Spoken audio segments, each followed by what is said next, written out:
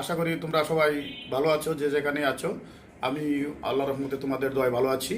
তো আজকে আমরা যে ভিডিওটি তোমাদের কাছে উপস্থাপন করব সেটি হচ্ছে ইংরেজি প্রথম পত্রের জন্য ইমেল রাইটিং। আসলে দেখা যাচ্ছে যে ছাত্রছাত্রীরা ইমেলকে দেখে অনেক ভয় পায়, অর্থাৎ অনেক ইমেল মুখস্থ করে, তারা না বুঝে মুখস্থ করে।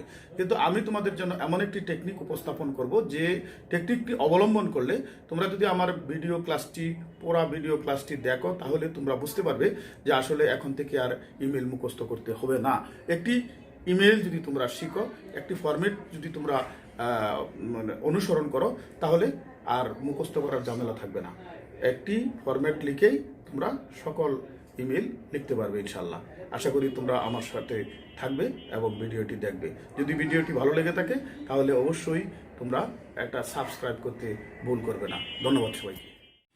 সুপ্রিয় শিক্ষার্থীবৃন্দ, তোমরা স্ক্রিনে লক্ষ্য করতে পারছো যে ইমেইলের একটি ফরম্যাট আমি এখানে দিয়েছি ইমেইল রাইটিং এর জন্য for the students of JSC, SSC এবং এইচএসসি স্টুডেন্টস। তোমরা যে ক্লাসের ছাত্রই হও না কেন, তোমাদের জন্য কাজে লাগবে।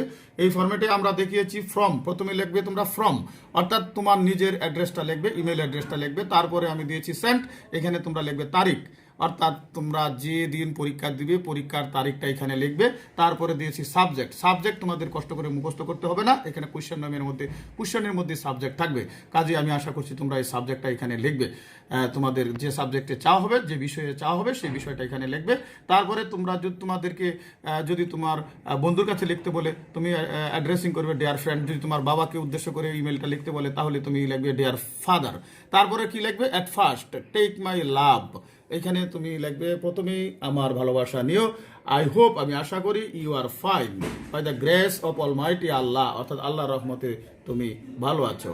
আই এম অলসো ফাইন, আমি অবশ্যই ভালো আছি। উইথ ব্লেজিং অফ ইউ, সকলের দোয়ায় আমিও ভালো আছি।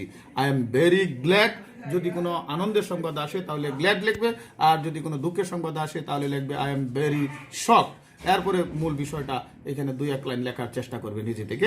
তারপরে সর্বশেষ তোমরা লিখবে no more today, have a great day. তারপরে লাস্ট ফিনিশিং লাইন হচ্ছে ইউর লাভিং ফ্রেন্ড। যদি তোমার বন্ধুর কাছে লেখো তাহলে তুমি বন্ধু হিসাবে লিখবে ইউর লাভিং ফ্রেন্ড, আর যদি তুমি পিতা মাতার কাছে লেখো তাহলে সন্তান হিসাবে লিখবে ইউর লাভিং সন। তাহলেই হয়ে গেল একটি পূর্ণাঙ্গ ফরম্যাট। আশা করি তোমরা বুঝতে পেরেছো এবং তোমাদের আর এখন কষ্ট করে মুখস্থ করতে হবে না। তোমরা শুধু এই প্রথম থেকে শেষ পর্যন্ত এই কয়টা লাইন মুখস্থ করে যে কোনো একটি ফরম্যাট লিখতে পারবে। তাহলে আশা করি 5 থেকে কমপক্ষে তোমরা 3 বা 4 পেতে পারো। ধন্যবাদ সবাইকে।